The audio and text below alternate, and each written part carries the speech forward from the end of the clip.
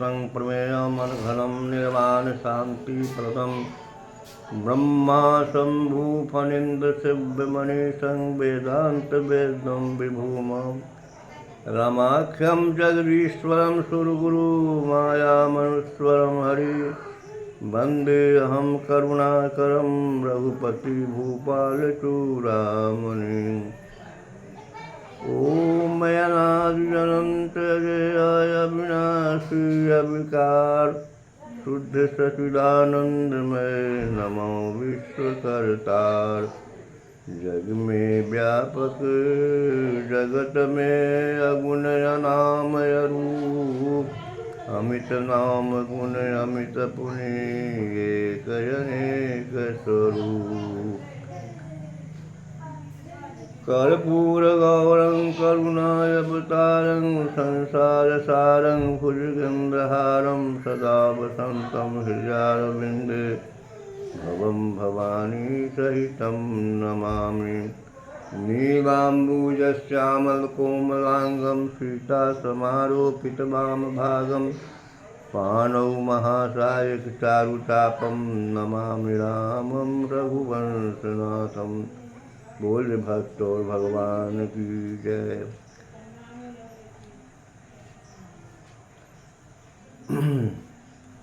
श्री राम जय राम जय जय राम। श्री राम जय राम जय जय राम। श्री राम जय राम जय जय राम। श्री राम जय राम जय जय राम। मंगल भवन अमंगल हारी उमा सहित जही जपत पुरारी।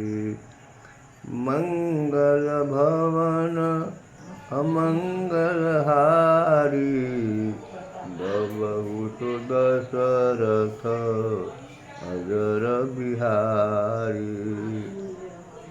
श्री राम जय राम जय जय राम। श्री राम जय राम जय जय राम। एक समय की बात है, जो उत्तानपाद नाम के एक राजा थे। उत्तानपाद नाम के एक राजा थे जिनके पत्नी का नाम था सुनीति। तो सुनीति से कुछ दिन बीत गया, लेकिन एक भी संतान उत्पन्न नहीं हुआ। राजा उत्तानपाद ने सोचा कि इस पत्नी से तो कोई बच्चा हुआ नहीं, आगे चलकर इस राज्य का अधिकारी कौन होगा। इससे उसने दूसरा विवाह कर दिया। दूसरा विवाह किया तो उस पत्नी का नाम था सुरुचि। पहले का नाम था सुनीति और दूसरे पत्नी का नाम हुआ सुरुचि।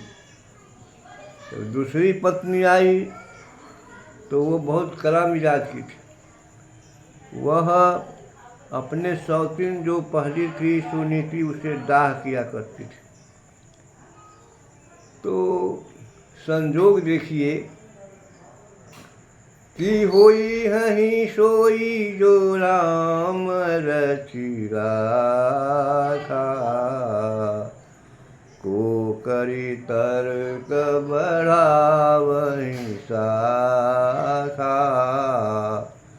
राम किन्न चाहि सो होई। करे अन्यथा हस नहीं कोई। अब राजा को पहली ही पत्नी जो सुनीति थी, उसी पहले ही पत्नी से एक पुत्र पैदा हो गया। अब कुछ दिन के बाद जो दूसरी पत्नी थी जिसका नाम सुरुचि था, उस पत्नी से भी एक पुत्र पैदा हुआ। तो पहली पत्नी का बच्चा कुछ सियाना हो गया, वो पहले पैदा हुआ था। तो ये हाँ, तब दूसरी पत्नी डाह करके पहली पत्नी को अलग कर दिया, कहा कि इसको अलग घर बना दीजिए। तो उसने नदी के किनारे उधर जंगली जगह में पहली पत्नी को घर बना दिया, वही दूठठी टाइप का। जो पहली पत्नी वहाँ जाके रहती थी और दूसरी पत्नी जो आई थी वह राजमहल में रहती थी। संजोग से पहली पत्नी से पुत्र पहले हुआ था जिसका नाम था ध्रुव। ध्रुव बेचारा बच्चा जब कुछ सियाना हुआ, लगभग 5 वर्षों का हुआ, तो अपने माँ से पूछता है कि मम्मी मम्मी हमारे पिताजी कहाँ हैं। तो माता ने बता दिया कि फलाने जगह तो है। वह घूमता फिरता हुआ बालक ध्रुव जी गया और राजा उत्तानपाद बैठे हुए थे दरवाजे पर, मेज पर, कुर्सी पर। बचवा जाके वहाँ खड़ा हो गया। राजा ने उस बच्चा को अपने गोद में बैठा लिया और उस बच्चा को लेकर के बैठा लिया। तो उधर से वो सौतेली माँ आई सुरुचि और उस बालक को गोद से उतार दिया और कहा कि जाओ, तुम इस राजा के गोद में बैठने के लायक तुम नहीं हो, जाकर तुम भगवान का तपस्या करो, तब तुम ऐसे राजा के गोद में बैठोगे। वह बालक ध्रुव रोता हुआ घर गया और कहा कि देखो, हमारी छोटी माता सुरुचि ने पिताजी के गोद से उतार कर बेलगा दिया और कहा है कि इस गोद में, इस पिता के गोद में बैठने के लायक तुम नहीं हो। माता हम क्या करें? तो कहा बेटा, घबराने की बात नहीं है, तुम अगर तपस्या करोगे तो संसार के जो पिता हैं उनके गोद में बैठ सकते हो। इस पिता की बात क्या है? अब लीजिए, यह बात तो ध्रुव जी को नाक से लग गया कि ऐसा दूसरा पिता कौन है जिनके यहाँ हम बैठेंगे, कैसे तपस्या करेंगे, क्या करना है। कहा कि तुम भगवान का तपस्या करो, भगवान विष्णु का तपस्या करो, तपस्या से तुम भगवान के गोद में बैठोगे। ध्रुव जी उसी समय कहे कि तो हम अब जा रहे हैं। माँ ने कहा ये तो बड़ा गड़बड़ हो गया, अभी तो बच्चा है और कहता है कि हम तपस्या करने जा रहे हैं। माता को नहीं चाहने पर भी ध्रुव जी चले गए और जंगल की ओर चले जा रहे हैं। जंगल की ओर जाते जाते जाते संजोग बड़ा ठीक था। नारद बाबा बीना बजाते हुए जा रहे थे, उसी रास्ते थे।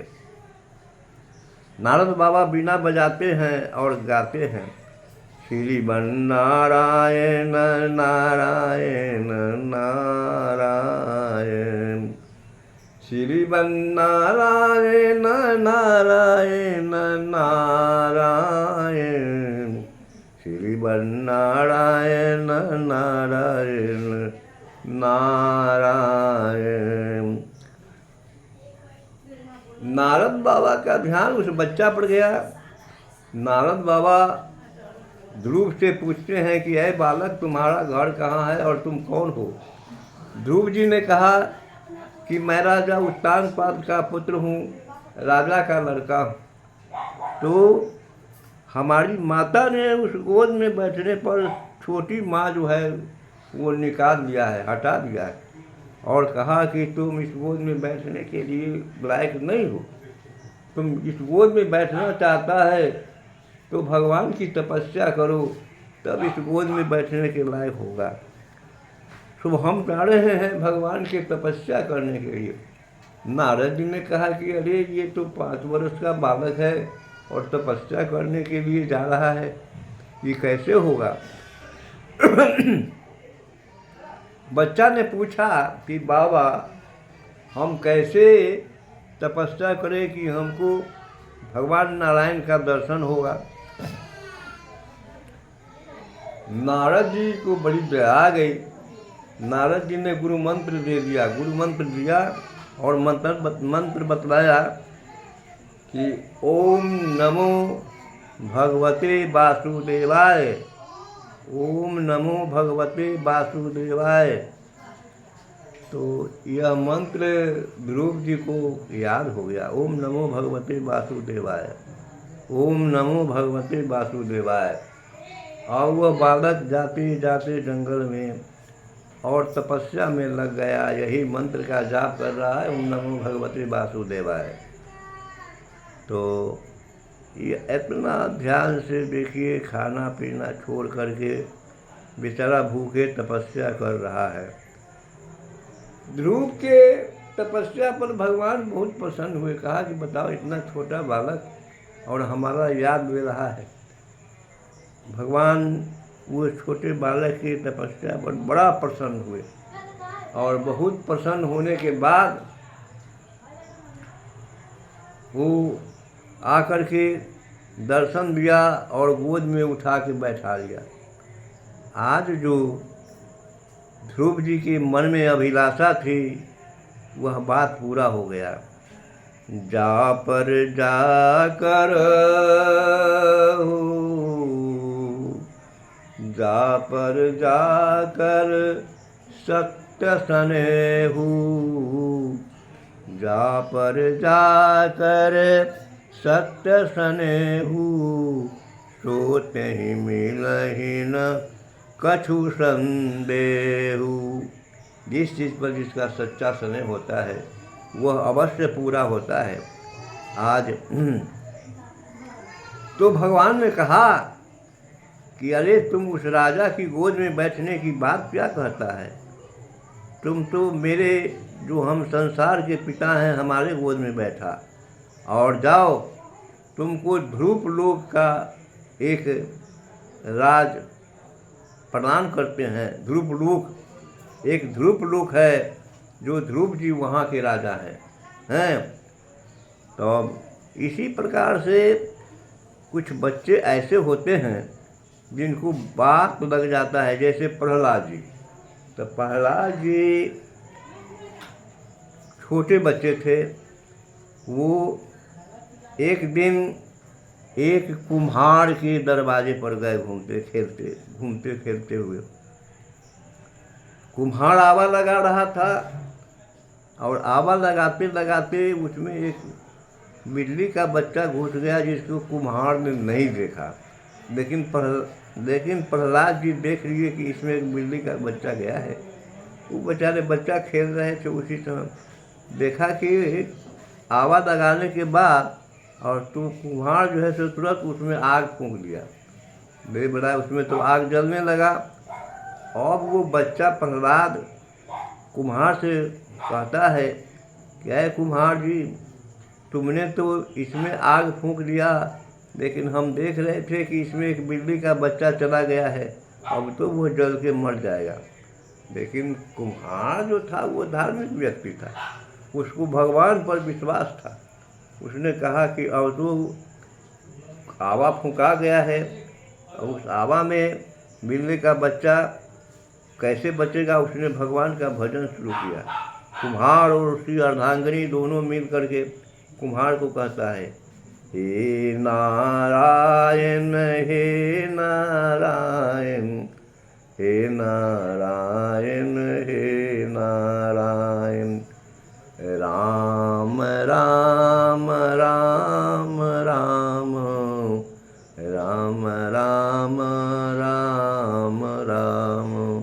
कहा कि हे प्रभु, इसमें एक बिल्ली का बच्चा बच गया है, उसको प्राण नहीं जाना चाहिए, प्राण बचना चाहिए, इसीलिए मैं आपसे निवेदन करता हूँ।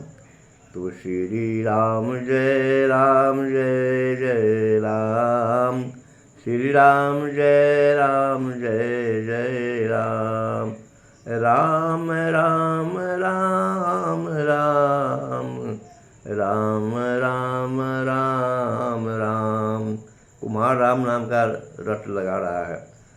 कुम्हार से पूछा प्रहलाद कि इसमें तो आपने आग लगा दिया, ये तो जल के भस्म हो जाएगा।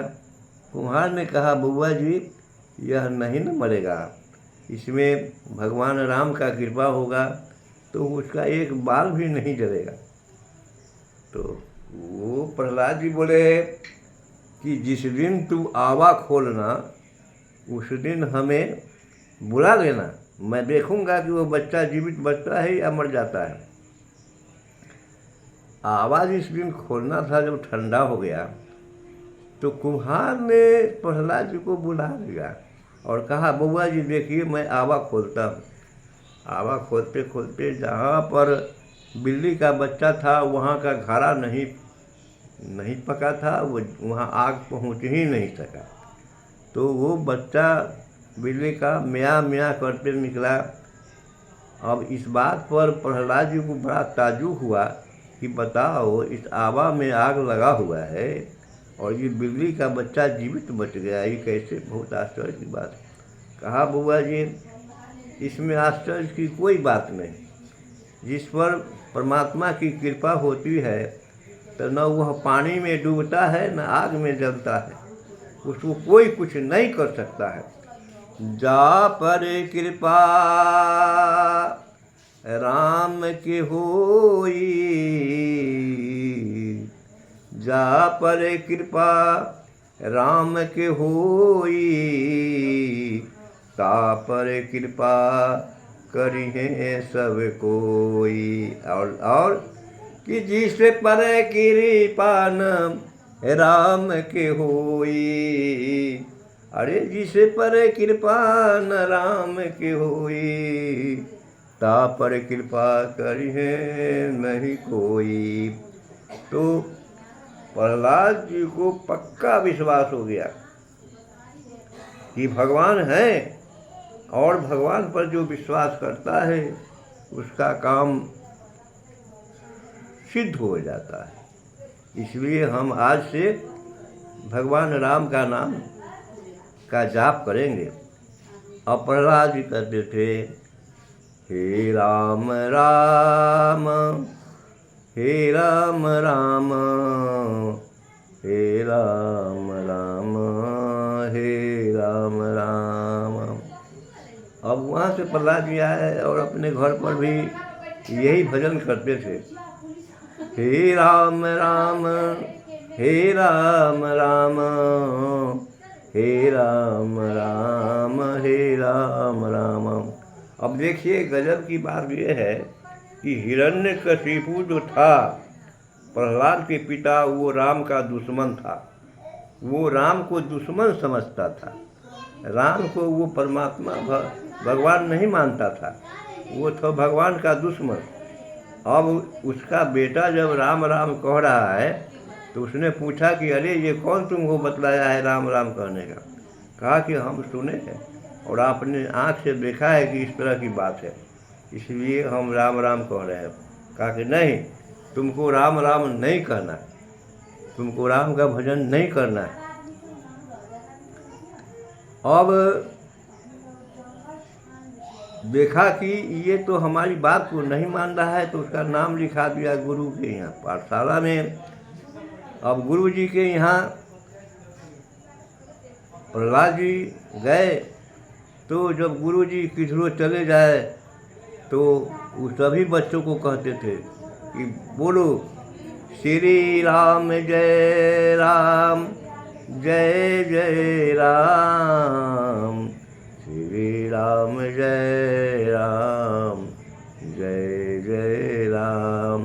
तो सब बच्चे प्रहलाद जी के ये भजन को सुन करके सब बच्चा सब कह रहा है पाठशाला में, स्कूल में, श्री राम जय राम जय जय राम, श्री राम जय राम श्री जय जय राम।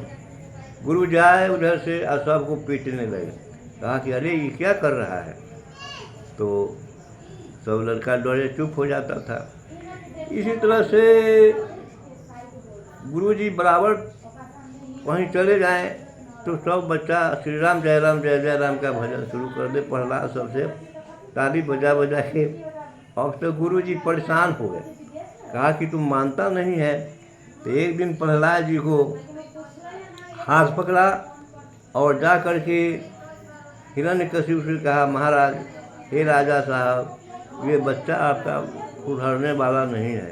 ये तो सभी पाठशाला के विद्यार्थियों को हम जो परेशानी करते हैं, बस इस सब वो कहता है कि भजन करो, श्री राम जय राम श्री राम जय राम राम राम राम कहो। अब इस बच्चा को हमारे यहाँ सुधार नहीं होगा, आप अपने बच्चा को हम आपके बच्चा को दाखिल कर रहे हैं। और तो राजा परेशान हो गया। कितनों राजा समझावे, लेकिन प्रहलाद जी नहीं मानते थे। वो भगवान का नाम, राम का नाम रटते ही रहते थे, भजन करते ही रहते थे। तो उसने अपने दरबार में सभी दरबारियों से कहा कि मेरे बच्चा का सुधार नहीं हो रहा है, इसको क्या किया जाए, कैसे मरेगा।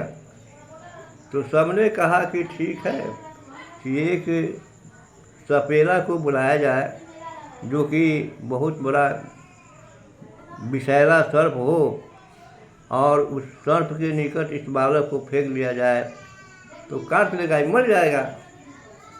तो सपेरा को मंगाया गया, जो पेटारी में बहुत जहरीला सांप रखे हुए थे। उसने सांप को खोल दिया, प्रहलाद को उसी जगह फेंक दिया गया।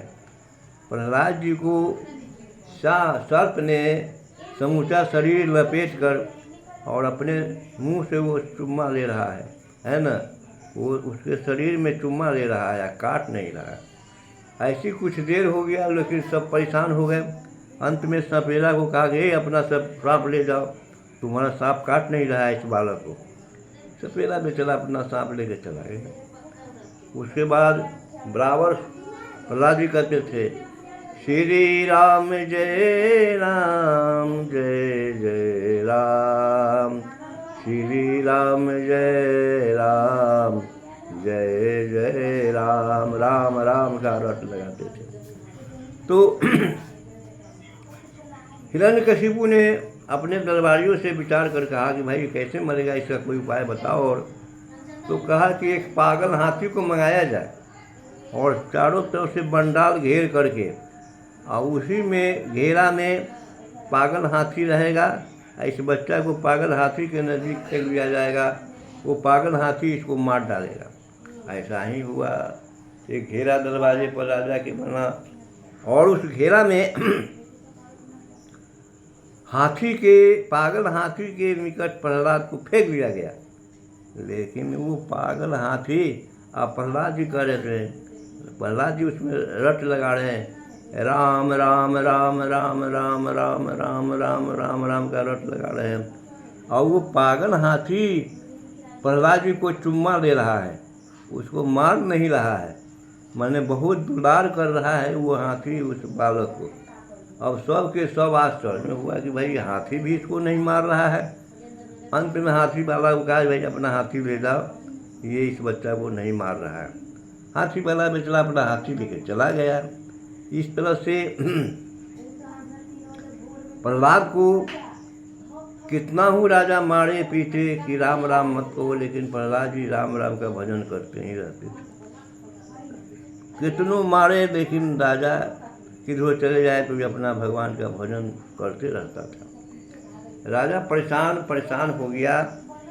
तब हुआ कि एक दिन बैठ कर के सभी दरबारी और राजा बोले कि भाई ये तो बालक मानता ही नहीं है, कैसे मरेगा, इसके मारने का उपाय रचा जाए। तो जाको राखे साइयाम, मार सके नहीं कोई, बालन बांका करी सके, जो जग बैरी होए। तो जिसको भगवान रक्षा करते हैं उसको कोई नहीं मार सकता है। लेकिन भगवान जिसकी रक्षा जिस दिन नहीं करते हैं, तब वो उसको जो होना होगा होगा। लेकिन जब तक भगवान की चाहना होती है तब तक कोई कुछ नहीं बिगाड़ता। अब प्रहलाद को सबने विचार किया कि एक पहाड़ के ऊपर चोटी पर चला जाए, वहीं से प्रहलाद को फेंक दिया जाएगा, वो अपने सब इसका भरता भरता हो जाएगा, तो मर जाएगा। सभी मिल करके पहाड़ के चोटी पर गए और उस पहाड़ के बहुत ऊंचे चोटी पर से प्रहलाद जी को डैना धर के नीचे फेंक दिया गया, जो कि पथरीली जमीन था नीचे। प्रहलाद जी गिरे और प्रहलाद जी कहने लगे, हे राम राम हे राम राम, हे राम राम हे राम राम, हे राम राम हे राम राम। राम नाम का रट लगाते हुए उस पहाड़ की चट्टान पर गिरते हैं, लेकिन एक बाल भी प्रहलाद जी का नहीं टूटा। देखिए, जाको राखे साइया मार सके न कोई, अरे बाल न बाका करी सके जो जग बैरी होए। तो श्री राम जय राम जय जय राम, श्री राम जय राम जय जय राम। अब प्रहलाद जी टहलते हुए अपने घर आए और घर आकर के बैठ करके यही कह रहे थे कि हे राम राम हे राम राम, हे राम राम हे राम राम। अब तुलसी बाबा भी लिखते हैं रामायण में कि देह धरे का यह फल भाई, भजिए राम सब काम बिहाई। मनुष्य शरीर धारण करने का उद्देश्य होता है भगवान का भजन करना, भगवान के गुण को गान करना।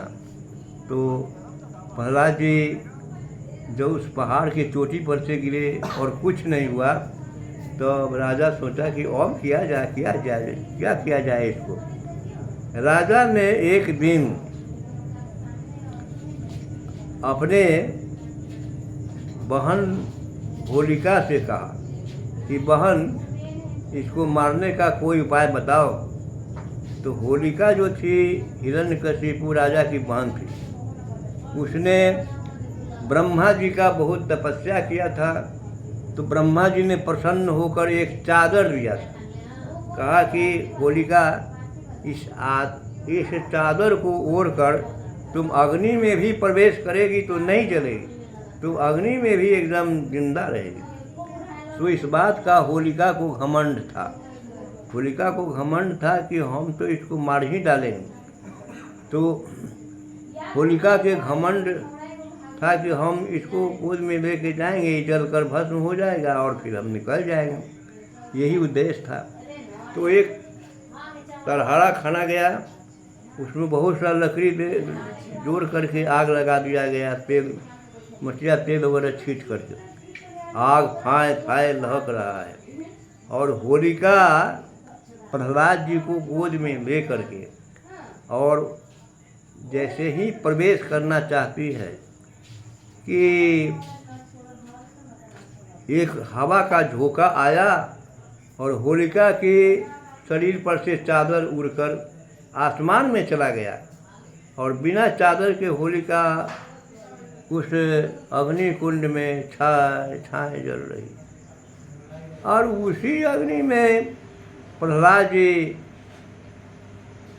मस्ती से भगवान का नाम ले रहे हैं, हे राम राम हे राम राम, हे राम राम हे राम राम, हे राम राम हे राम राम। प्रहलाद जी का एक बात भी नहीं चला, होलिका जलकर भस्म हो गई और होलिका जब जल के भस्म हो गई तो प्रहलाद जी उसमें से निकलते हैं, श्री राम जय राम जय जय राम, श्री राम जय राम जय जय राम, जाको राखे साईं, जिसको परमात्मा रखना चाहेगा, जाको राखे साईं, मार सके ना कोई, बालन बांका कर सके जो जग बैरी होए, तो श्री राम जय राम जय जय राम। अब राजा हिरण्यकशिपु तो एकदम परेशान हो गया, कहीं बालक तो अनर्थ कर रहा है, विष्णु हमारा शत्रु है, मैं उसका नाम कभी नहीं लेता, लेकिन मेरा ही बेटा भगवान ये विष्णु का उपासना कर रहा है। अब तो सारे संसार में लोग विष्णु की उपासना, राम की उपासना करना शुरू कर देंगे और मेरा मान प्रतिष्ठा बिल्कुल समाप्त हो जाएगा। तो हिरण्यकशिपु कहा कि उस प्रहलाद को दरवाजे पर एक पाया के निकट खड़ा है और हाथ में तलवार लिए हुए, कहा कि अरे प्रहलाद, ये तो बताओ कि तुम्हारा राम कहाँ है, सब जगह रहता है। तो हाँ पिताजी, हमारा राम तो सब जगह है, सर्वव्यापी है। God is omni present and all powerful, परमात्मा तो सर्वव्यापी है और सर्वशक्तिमान है ना। तो कहा कि अच्छा ये बताओ, इस पाया जो है घर का ओटा पर, क्या इसमें भगवान है? तो प्रहलाद जी ने डटगरी से कहा कि हाँ, इस पाया में भगवान है। तो कहा कि आज उस भगवान को दिखाओ, और नहीं तो इसी तलवार से तुम्हारा गर्दन काट लिया जाएगा, गर्दन अलग चला जाएगा, धड़ अलग चला जाएगा, आज तो समाप्त हो जाओगे, आज बचोगे नहीं। तो प्रहलाद जी ने कहा नहीं, इसमें भगवान है। तो कहा कि दिखाओ। प्रहलाद जी वही कहते हैं कि हे राम राम, हे राम राम, हे राम राम, हे राम राम। तो प्रबल प्रेम के पाले पर कर प्रभु का नियम बदलते देखा, उनकी शान टले टल जाए, भक्त का मान न टलते देखा। जिनका ध्यान बिरंची संभूषण कादि से न संभलते देखा, उनको भक्त प्रहलाद के कारण नरसिंह रूप में आते देखा। एक बार वो खंभा फटा है और उसमें से नरसिंहा भगवान निकले हैं, जो कि भगवान का समूचा शरीर मानव का था और सिर जो है वह शेर का था, है ना, नरसिंहा भगवान। अब सवाल है कि